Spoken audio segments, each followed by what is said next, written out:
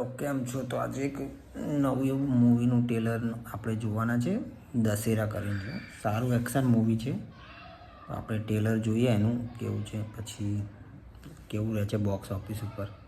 કેમ કે અત્યારે તો ગુજરાતી મૂવીમાં બહુ કોમ્પિટિશન ચાલે છે, એટલે જોઈએ.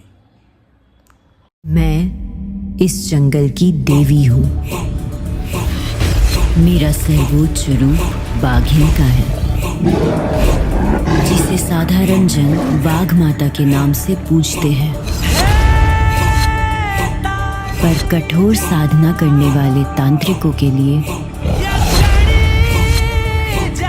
मैं एक प्रचंड महायक्षिणी हूँ।